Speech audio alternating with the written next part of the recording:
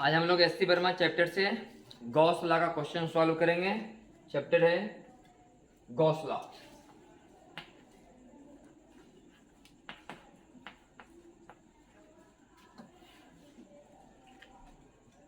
Page number 141। Question number 1 देखिए।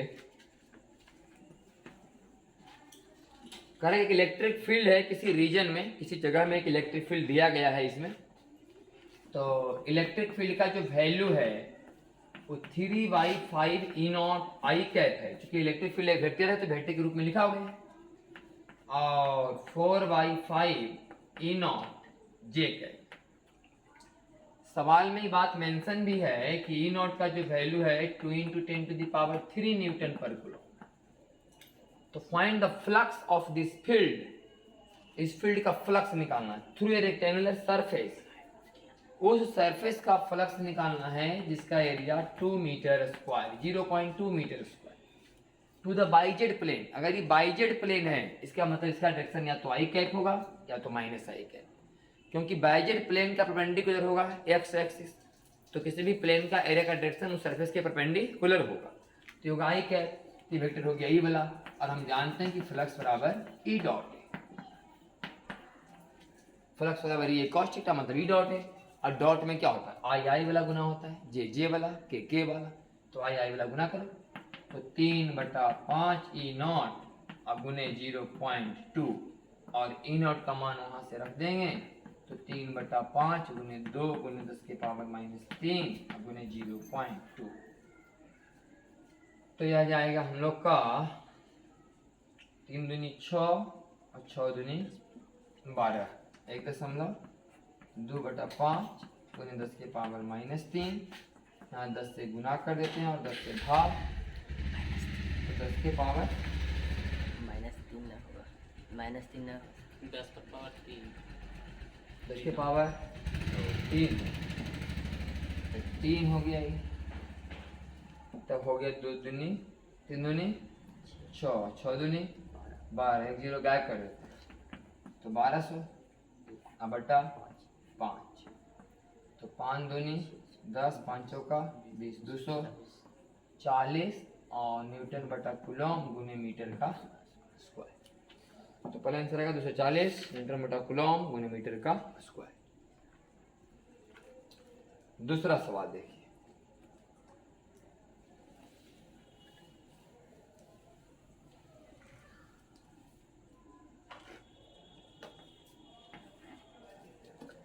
A charge Q is uniformly distributed over a rod. एक rod है, इस पर Q charge uniformly distribute. Consider a hypothetical cube of edge L with the center of the cube. इसका भी लंबाई कितना है L और एक क्यूब है जिसका भी भुजा का लंबाई L है। और with the center of the cube, consider hypothetical cube of edge L with the center of the cube at one end of the rod. Rod का एक किनारा सेंटर पर है, मतलब ये कुछ ऐसा कहानी है।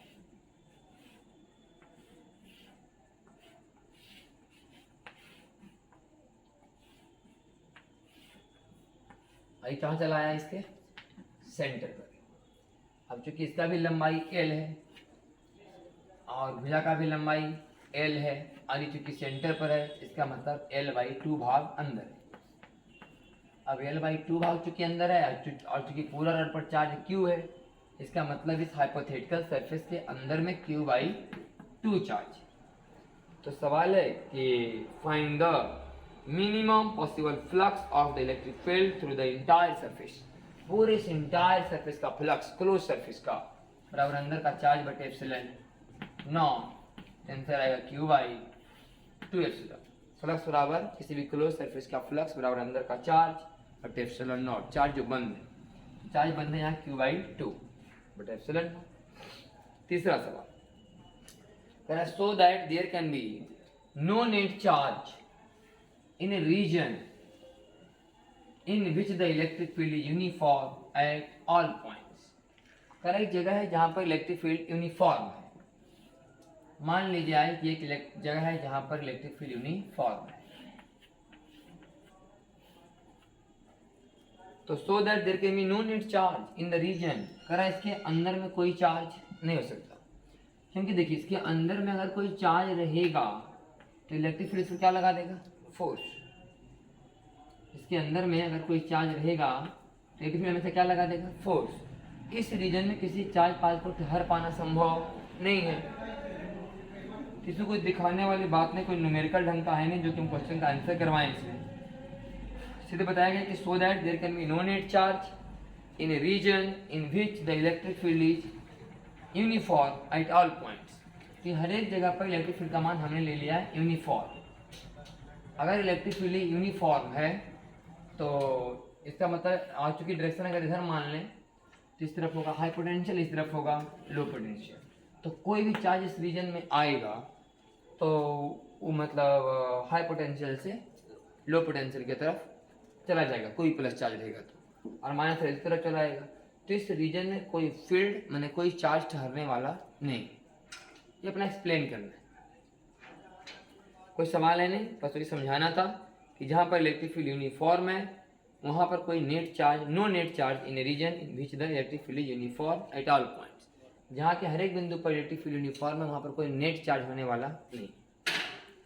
अगर नेट चार्ज कोई होगा तो उस चार्ज का फिर अपना एक इलेक्ट्रिक फील्ड तैयार हो जाएगा, तो फिर इलेक्ट्रिक फील्ड यूनिफॉर्म नहीं रहेगी। अगर कोई नेट चार्ज हम बोलते हैं कि नहीं यहाँ पर है तो इस चार्ज का भी तो अपना एक इलेक्ट्रिक फील्ड होगा, फिर उस इलेक्ट्रिक फील्ड के कारण आई यूनिफॉर्म इलेक्ट्रिक फील्ड, तो फिर यहाँ इलेक्ट्रिक फील्ड यूनिफॉर्म नहीं हो पाएगा।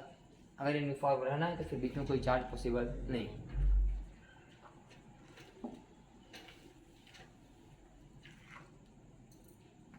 सवाल है कि the electric field E is equal to E naught बटा L एक्स आई कैप। मतलब इलेक्ट्रिक फील्ड वेरिएबल है विथ रिस्पेक्ट टू x और डायरेक्शन किधर है, x एक्सिस। मतलब ये कहानी कुछ ऐसा समझे तो अच्छा लगेगा।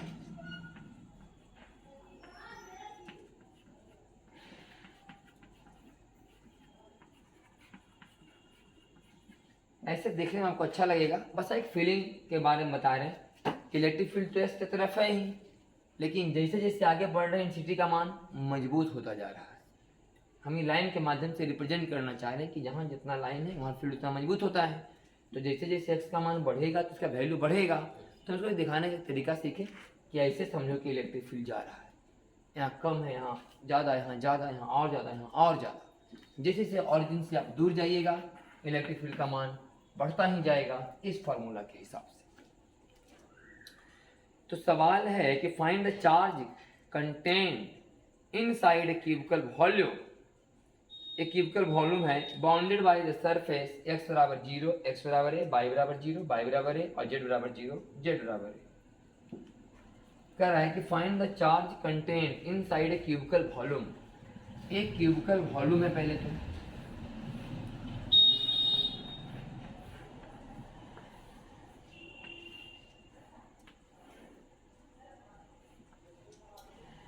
E हो गया हमारा x बराबर 0।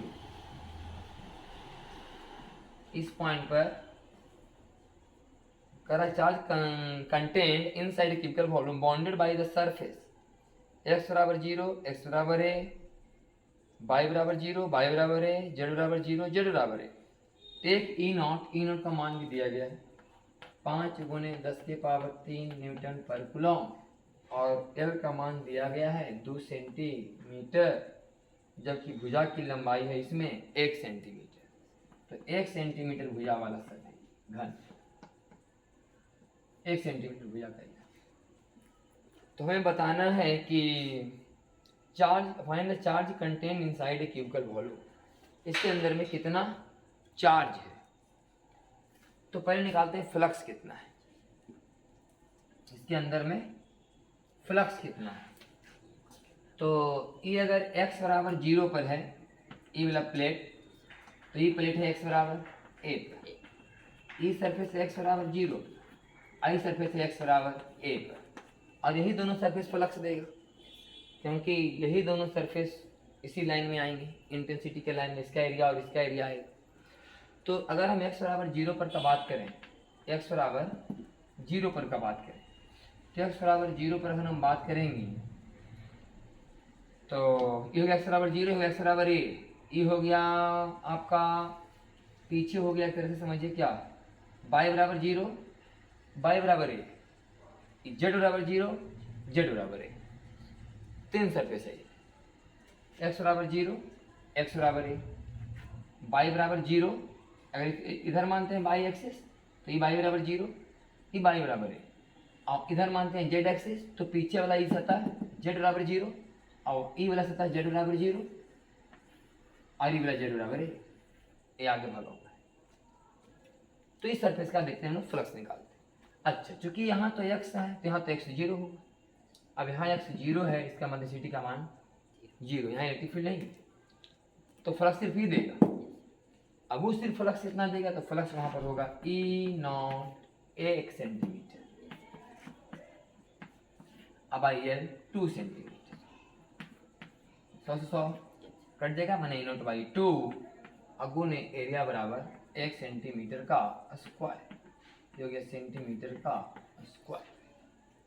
तो यहाँ से E0 का मान अगर पुट करेंगे तो 5 गुना 10 के पावर 3 अगुने 10 के पावर -4 अब बटा 2, ये वाला 2, तो ये हो गया 0.5 बटे 2 बराबर 0.25।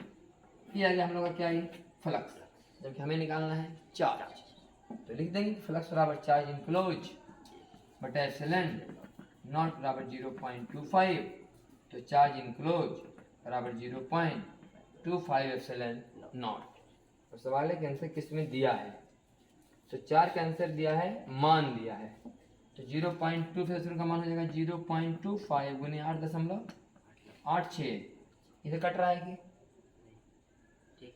गुने 10 के पावर -12, तो 0.25 में 8 से गुना करेंगे तो मोटा मोटी कितना आ जाएगा 2 दशमलव कुछ 2 आएगा ना, क्योंकि इसका चौथाई कितना आएगा 2 पॉइंट कुछ आएगा, तो आंसर आ रहा है 2.2 इंटू 10 टू द पावर -12 आ जाएगा, ये 2.2 इंटू 10 टू द पावर -12। अगला सवाल देखते हैं 5 नंबर।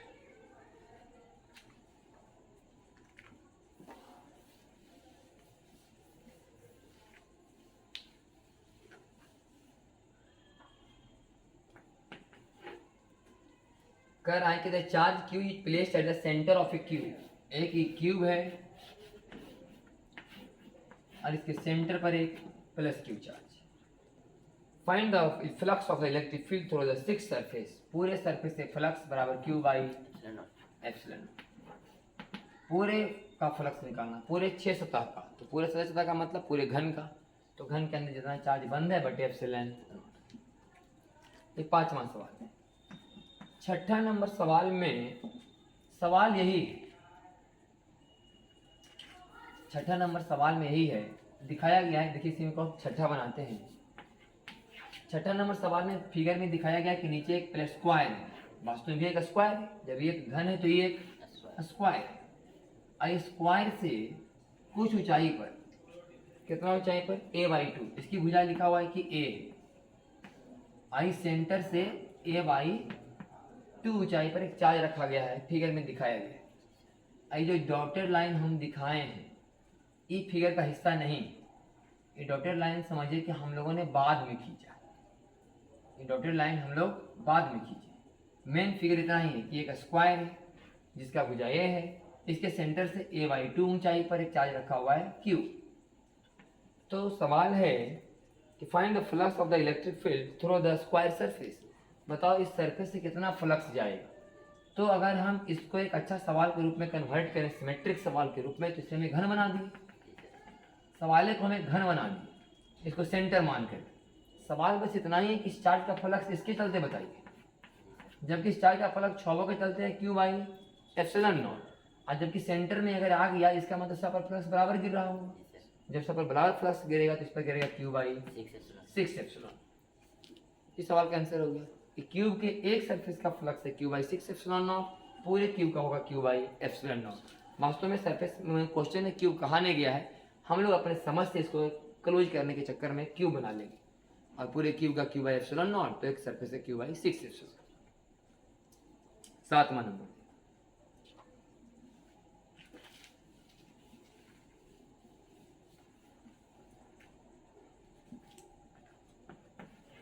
करा find the flux of the electric field through a spherical surface of radius r due to a charge 10 to minus 7 coulomb at the center. एक centre पर charge है 10 to the power minus 7 coulomb और इसका radius r है. At the center another equal charge at the point 2r away from, और इससे 2r दूरी पर एक चार्ज यहाँ पर और same charge 10 to the power minus 7 coulomb. To find the flux of the electric field through the spherical surface of radius r due to the charge इतना coulomb at the center, centre पर और यहाँ है तो बाहर वाला charge तो flux देगा नहीं, फ्लक्स देता है सिर्फ अंदर वाला चार्ज, तो फ्लक्स बराबर हो जाएगा 10 to the power minus 7 by epsilon not, charge increase बटे epsilon not 10 to the power minus 7 अब 8.8 10 के पावर माइनस 12 7 8 10 11 12 5 तो 10 के पावर 5 भागे 8.8 मोटा मोटी 1 पॉइंट समथिंग 10 के power 4 त्यारा 1.1 into 10 to the power 4 Newton बटा कूलॉम गुने मीटर का स्क्वायर. क्वेश्चन नंबर 8 देखिए.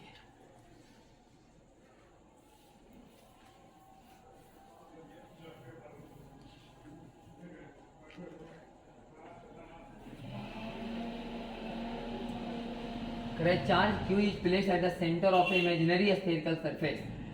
एक इमेजिनरी काल्पनिक एक हेमी स्फेरिकल सरफेस है जिसके सेंटर पर प्लस Q चार्ज रखा गया.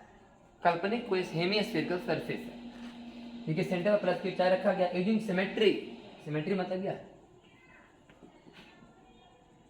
सिमेट्रिकल एक स्टेप खींच दिया. Using symmetry arguments and the Gauss law, और गॉस लॉ लगाइए मतलब इस पूरा का फ्लक्स बराबर Q by epsilon. Gauss law लगाए और सिमेट्री से सवाल को सॉल्व कर रहे हैं. Find the flux of the electric field due to this charge through the surface of the hemisphere. तो बताओ इतना का फ्लक्स कितना होगा, बोले पूरा का होगा Q by epsilon not. Symmetry से पकड़ में आ गया कि आधा है आधा ऊपर कर दो तो पूरा बंद हो जाएगा. आई चला गया सेंटर पर तो पूरा सरफेस गोला का होगा Q बाई एप्सिलॉन नॉट, तो आधा गोला का Q by 2f.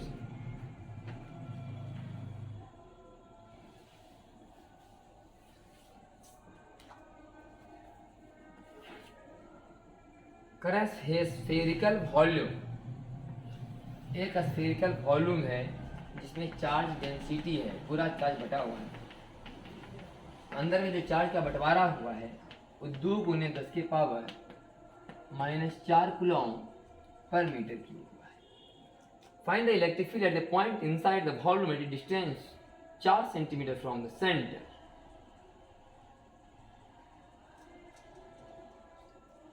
एरो का मान दिया गया इतना. Find the electric field intensity at a point inside the volume at a distance 4 cm from the center. यहाँ पर इंटेंसिटी बराबर के Q R by R Q,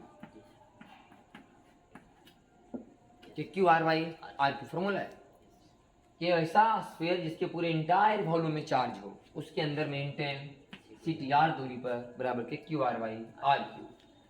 तो यहाँ पर हम चेक कर लेते हैं कि का मान 1/4 पाई एप्सिलॉन नॉट और Q R by R Q और क्यू और 4/3 पाई आर क्यू मिलके हो गया रो. तो आ गया रो आर बाई एप्सिलॉन Q और 4/3 पाई नहीं 3 रो आर बाई एप्सिलॉन नॉट ना. ये Q बटा 4 पाई आर क्यू है ना. अच्छा ये हमको 4/3 पाई आर क्यू, तो 3 से गुना भाग कर देते हैं. ये हो गया हमारा वॉल्यूम. तो चार्ज बटे वॉल्यूम बराबर रो, तो रो आर बाई 3 एप्सिलॉन,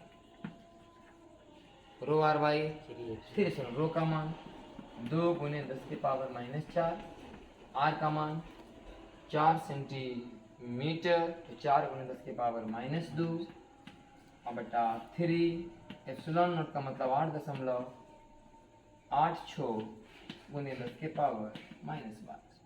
तो 4 और 2 6 और 6 12. और ये 4 दूनी 8 आई 8 तो 1 कुछ आएगा, 1.1 मान लेते हैं, तो ऊपर आएगा 10 के पावर 6 और नीचे 3.3 10 के पावर 5 बटा 3.3 और गुने 10 3 पॉइंट कुछ गुने 10 के पावर 5 3.0 गुने 10 के power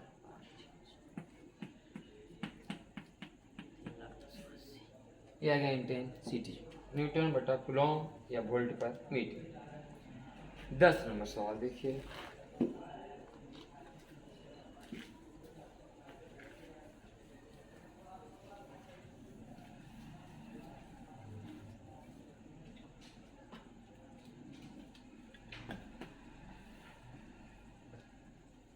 the radius of A gold nucleus है मतलब इसके पूरे इंटायर वॉल्यूम में पॉजिटिव चार्ज,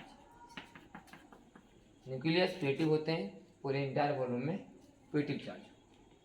जेड बराबर 79 मतलब इस पर चार्ज बराबर 79, जेड बराबर 79 का मतलब इसके न्यूक्लियस में 79 प्रोटॉन, 79 गुना ई इतना चार्ज इसके अंदर। इज अबाउट इसका रेडियस दिया गया है कि लगभग 7 गुने 10 के पावर -15 मीटर। समझो एक गोला है जो अंदर से पूरा चार्ज है और इसका चार्ज इतना है, रेडियस इतना है। सवाल है कि find the strength of electric field at the surface of the nucleus. तो सरफेस ऑफ न्यूक्लियस बराबर KQ by R square, KQ by R square. At the middle point of the radius, middle point of the माने R बराबर R by 2 पर, यहाँ answer बराबर KQ R by R का मान R by 2 put किया जाए। Remembering that gold is a conductor, it is justified to assume that the positive charge is uniformly distributed over the entire volume of the nucleus and does not come to the outer surface. Main तो सवाल यही है जो अब सवाल यह लिखा हुआ है कि remembering that gold is a conductor, is it justified to assume that the positive charge is uniformly distributed over the entire volume of the nucleus and does not come to the outer surface. सवाल ये है, इसमें बताया जा रहा है कि अगर आप इसे लिखा हुआ कि गोल्ड है तो गोल्ड तो एक कंडक्टर है, हम लोग तो पढ़ते हैं कि भाई कोई कंडक्टर है, इसको जब हम चार्ज देंगे तो चार्ज सब कहाँ चला जाता है, इसके सरफेस। तो क्या इसमें ऐसा है कि चार्ज अंदर में नहीं रहेगा, पूरा चार्ज कहाँ चला जाएगा, सरफेस में, ठीक है नहीं? तो ये बात समझने लायक ऐसा कुछ नहीं ज़्यादा। मेन रेडियस का मान कितना है, 7 × 10 के पावर -15 मीटर। तो ये बहुत छोटा सा पार्ट है, ये बहुत छोटा सा पार्ट है, इसे जो इंटेंसिटी का मान है कितना छोटा है कि नहीं? तो इस तरह का कोई बात यहाँ पर मानना ठीक नहीं होगा कि कंडक्टर है तो पूरा चार्ज कहाँ चला जाएगा, सरफेस पर। अगर फिर ऐसा मानना शुरू करेंगे सर पर चला जाएगा तो जो कुछ भी हो हमें अंदर में सिटी का मान क्या मानना पड़ेगा, 0। तो मैं सिंपल एक सवाल समझ के बना रहे, न्यूक्लियस समझ के बना रहे, कोई कंडक्टर समझ के नहीं। और अगर कंडक्टर का जनरल सवाल होता तो रेडियस इस कंपेरिजन में नहीं होता, फिर रेडियस क्या होता है, बड़ा साइज में 4 सेंटीमीटर 5 सेंटीमीटर ऐसे रहता। आई रेडियस किस में लिखा हुआ है, फर्मी। तो इस तरह कोई बात यहाँ पर नहीं कि कंडक्टर है तो चार्ज पूरा कहाँ चला जाएगा, सरफेस पर। हम सिंपली जो आंसर निकालेंगे, ये जो निकालेंगे यह मान करके कि क्या है, न्यूक्लियस। तो आंसर ये है कि Q बटे R स्क्वायर है कि Q R बटे R का। यहाँ पर R का मान अपना पुट करना है, R बाई 2, R बाई 2, तो KQ R by 2R square, सही ना, KQ R अब बटा 2R Q, फिर R से आ रहे हो तो KQ बटा 2R स्क्वायर। बाकी अपना सॉल्व करना है, Q का मान देना है 79 प्रोटॉन के बराबर और रेडियस का मान देना है 7 × 10 के पावर -15 मीटर। ये तो डायरेक्ट फॉर्मूला है सरफेस का और inside KQ R by R। 11 number.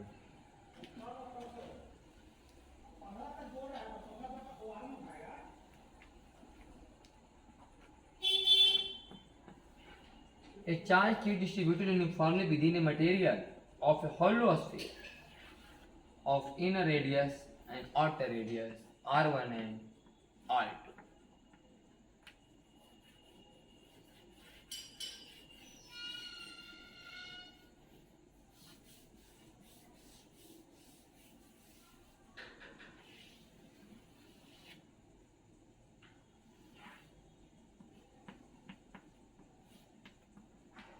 ये पूरा क्या मटेरियल से भरा हुआ है।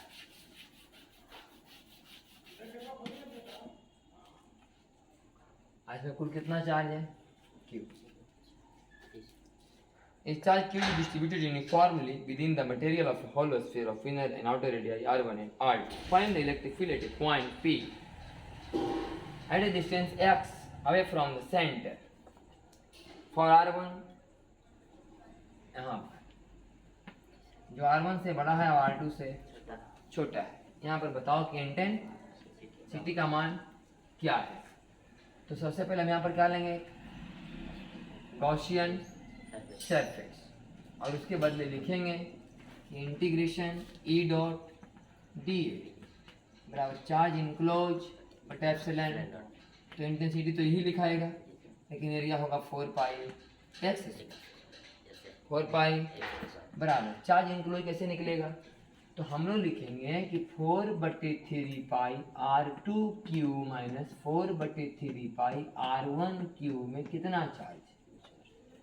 तो एक वॉल्यूम में कितना चार्ज होगा? Q बटा 4/3 पाई R2 Q minus R1 Q. तो 4/3 पाई x Q minus R1 Q में कितना चार्ज होगा? क्योंकि यहाँ से यहाँ तो त्रिज्या x है और यहाँ से यहाँ त्रिज्या R1, तो इसका आयतन तो निकलेगा 4/3 पाई x क्यू में घटेगा 4/3 पाई R1 क्यू। तो इसमें कितना चार्ज होगा? तो हो जाएगा Q बटे इतना और गुने इतना, ये वाला कट जाएगा, तो ऊपर बचेगा x Q minus R1 Q और नीचे बचेगा R2 Q minus R1 Q. तो ये वाला मान यहाँ पर होगा x Q minus R1 Q और नीचे R2 Q minus R1 Q. तो आंसर जो भी है, आंसर है 11 नंबर सवाल का यही है कि Q x Q minus R1 Q, नीचे 4 पाई वही एप्सिलॉन छूट गया, 4 पाई एप्सिलॉन नॉट वो एक्स स्क्वायर और फिर R2 क्यू माइनस R1। ये हमारा ग्राफ है, ये मेरा ग्राफ नहीं, क्या है आंसर है 11 नंबर सवाल का। Correct, draw a rough graph showing the electric field as a function of x for 0 is less than x less than 2R2। करा कि 2R2 तक ग्राफ खींचे, कहाँ तक?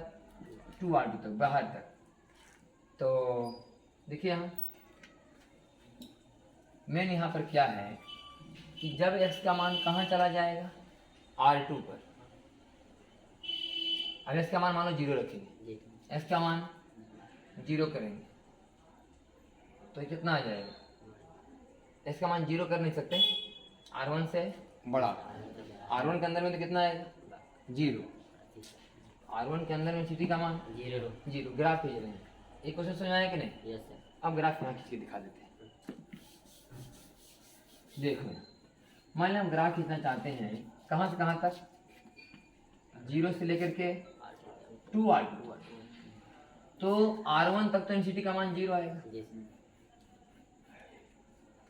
ले ग्राफ खींचना है 0 से लेकर के 2R2, तो R1 तक तो कितना आएगा? 0 आएगा। और R2 पर जो इंटेंसिटी का मान आएगा, R2 पर x बराबर जब R2 पुट होगा तो R2 क्यू माइनस R1 के तो कैंसिल होगा, तो आएगा क्यू बटे एप्सिलॉन नॉट और नीचे में 4 पाई, ठीक है ना? आयस का मान कितना पुट होगा? R2। तो हमारा आंसर आएगा इंटेंसिटी बराबर Q बटा एप्सिलॉन नॉट 4 पाई और R2 का स्क्वायर, मैंने Q बाई R2 स्क्वायर। तो यहाँ पर मान कितना आएगा? कि Q by R2 square R two square. अच्छा R1 पर कितना आएगा इंटेंसिटी, तो एक्स पर कितना पुट करेंगे R1, तो R1 Q minus R1 Q बराबर 0 माने R1 तक जीरो आएगा, R1 तक जीरो आएगा। अब बात है R1 के बाद, तो R1 से यहाँ बड़ा मान रखाएगा, R1 से थोड़ा सा बड़ा बड़ा मान रखाएगा, तो R1 से थोड़ा सा बड़ा मान रखाएगा तो मान ज़्यादा आएगा, बस में है कि नहीं। और यहाँ पर क्या आएगा नीचे में R1 स्क्वायर, R1 से थोड़ा सा बड़ा सही ना। sir. हाँ मतलब R1 यहाँ पर x का मान क्या रखाएगा R1 से थोड़ा सा बड़ा। मैंने सोचो ना जो इंटेंसिटी का फॉर्मूला है क्या है, ये हो गया इंटेंसिटी बराबर 4 पाई, तो नीचे आएगा Q epsilon not 4 pi R2 Q minus R1 Q, सब तो इधर आएगा, होगा बचे कितना x Q minus R1 Q बटे एक्स का स्क्वायर, यही नहीं। तो एक्स क्यू माइनस बटा एक्स स्क्वायर बराबर कितना एक्स माइनस R1 क्यू बटे एक्स स्क्वायर, सही कि नहीं। अब ग्राफ कैसे खींचाएगा देखो, पहले एक्स का मान जो कुछ भी रखाएगा, इसका मान जो कुछ भी रखा मैंने पहले रखाएगा R1, कितना रखाएगा यहाँ R1, तो R1 तो जीरो किया, यहाँ रखेंगे कितना हम लोग R1, यहाँ भी कितना रखेंगे R1 का स्क्वायर, यहाँ भी R1 और यहाँ भी, तो लघुत्तम R1 का स्क्वायर, यहाँ पर R1 Q minus R1 zero आएगा। अब R1 से यहाँ थोड़ा सा क्या रखेंगे ज़्यादा, तो मान ज़्यादा आएगा, लेकिन ये मान कम आएगा, क्योंकि R1 प्लस कुछ रहेगा ना ये, तो इसमें भागा पड़ेगा, तो ये मनवा और कम है। जैसे ये मनवा बढ़ेगा, ये मनवा क्या होगा घटेगा, और ये मनवा क्या होगा बढ़ेगा।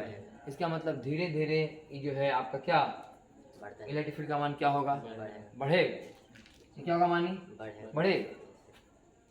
और उसके बाद तो फिर धीरे धीरे घटना ही है, क्योंकि बाहर में हमेशा आंसर होता है कि क्यू बटे आर स्क्वायर, तो क्यू बटा तो बाहर का मान हमेशा क्या होगा कम नहीं चला जाए, 2R2 तक कहीं तक चला जाए, है कि नहीं। 2R2 पे जाके कुछ मान आएगा अपना, लेकिन जीरो नहीं होगा, जीरो कहाँ जाके होगा अनंत पर, जीरो कहाँ जाके होगा ये अनंत पर जाके कुछ ठीक है। यहाँ तक जीरो आएगा, फिर धीरे धीरे क्या होगा ये मान बढ़ेगा, और यहाँ से फिर धीरे धीरे घटेगा।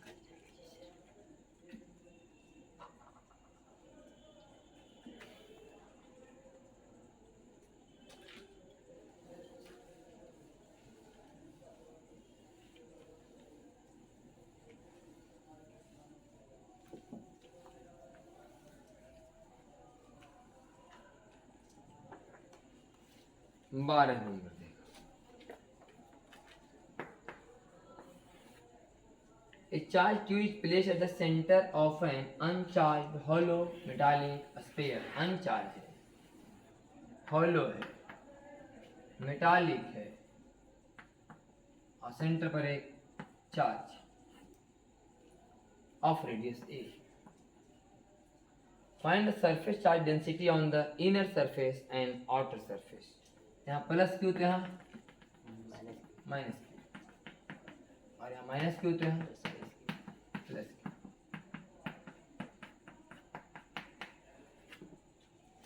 तो surface charge density on the inner surface, inner surface पर 4 पाई ए स्क्वायर, और आउटर सरफेस पर प्लस क्यू बटा 4 पाई ए स्क्वायर।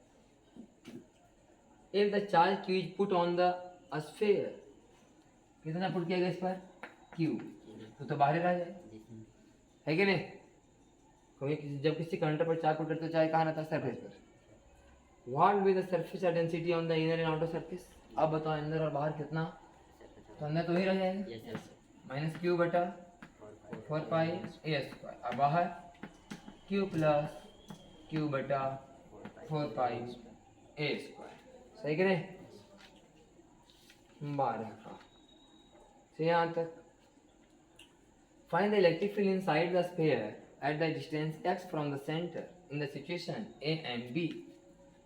x दूरी पर क्या निकालना है इंटेंसिटी। अब बताओ इसे कोई चलते कोई सिटी होगा यहाँ, इसे चलते कहाँ चले गए, हाँ उसके चलते कभी सिटी का मान अंदर में नहीं होगा, जीरो, खाली क्या होगा कितना कि क्यू बाई एक्स स्क्वायर, कि क्यू बाई के का मान 1/4 पाई एप्सिलॉन नॉट अब क्यू और यहाँ एक्स स्क्वायर आ गया ये 1/4 पाई एप्सिलॉन नॉट क्यू बटे एक्स स्क्वायर। ये था क्वेश्चन नंबर आपका 12। कितना मिनट 35 कर दो।